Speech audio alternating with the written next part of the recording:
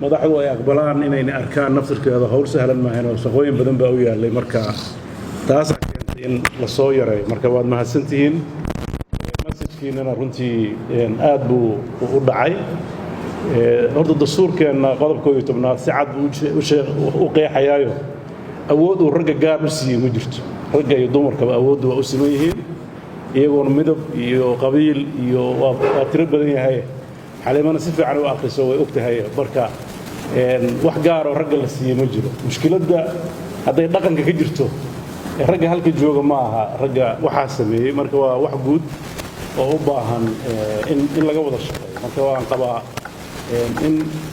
dagaalka iyo kala sooca iyo naga qaraaraanoo xumaane waxa naga wada maqnaan wada raadinno haddii 2012 aad qirteen in 30 nilo ogolaaday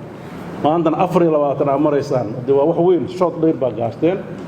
markaan waan qabaa in la moderate gareeyo oo habka wax loo raadiyo way isnaqaanaa hadda wax kala qarsan meene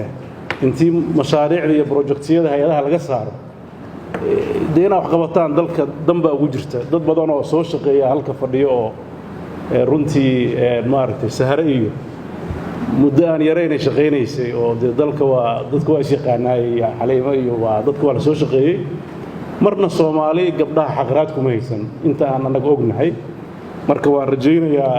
inaan anaga ruuxadeena اسلوبك بدلناه هدي دجال النقد الرجل ونيجو حجوا ويه إنه خطر بجلس مركا هل بدلوا أرسلية يعني هبكوا حلقوا رادينا يو هل كروح حدي نقرال كينا جوج السياسة هذا الجرا وإحنا وضع هسته وأوبا هنينا وجهنه كلمة ده هل كل جن ما أقبلي لما أقبلي كرو سيدا أوبرتين حوجا نفتر كذا ورحية دجال كهسيسي أفريف وجيننا أو ينقو كل جوت affirmative action ka ay la sheegay iyo in gabdhaha kootooyin loo xiro iyo waa wax dasaatiirta aan lagu qorin laakiin tafaahumaad baa jira halkan waa jirtaa 24 waxay ku timid dadaal madax samaysay iyo maaragtay haddana waa la wadaa maalintii dhaweyda 17 de go'aan hore loo gaaray in la ixtiraamo ayaa saasa loo jeedaa la go'aanka lagu ma noqonayo go'aanka already horaa 30% la isku afgartay ما كرجح من شقده هذا ما دليل سنين ضد كهالك فردي ضد كهوين شقده دليل سن معها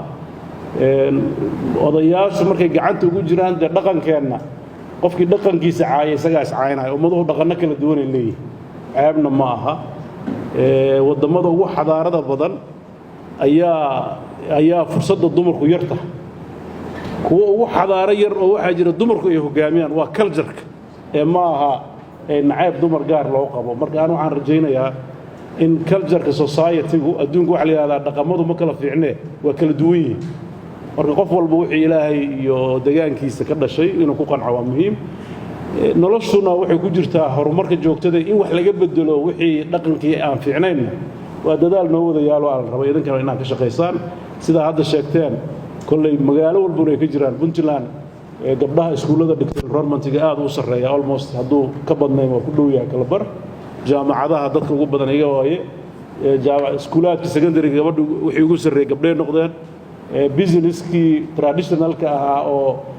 yaaya iyo waxa aan ganna hadda waa ka duwayna business-yada waaweyn iyo dadka haysta gabdhay u badan yihiin marka noloshu waa soo socotaa iyada naftirkeeda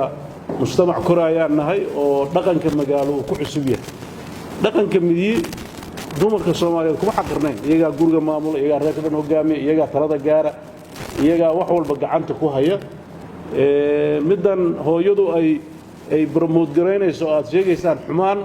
idinkiis ma xumaynaysan laakiin culture-ka aan wali ku noolnahay waa culture colaadeed waa culture dhibaad gabdhaha dhahaya dadkaan soo korinay raggu naftirkooda way protect gareeyaan duruufo adaga jira shaqada waa la kala qaybsaday marka in laga wada baxaa la rabaa annaga ruuxadan waa dhibtoonaysaa in difaacayna moogtaa hadda idinka xajalada joogtaan ma sahlana inta dhimanaysa inta dhaawacmaysa oo hadda raga halka ka hadlay waxay dhaheen gabdhaha 100% aan siinay ciidamadana 100% ha keenaan dheh shabaabka halaayaan marka waa la wada hadli doonaa wax la isla waayi maayo ana intaas aan uga baxaya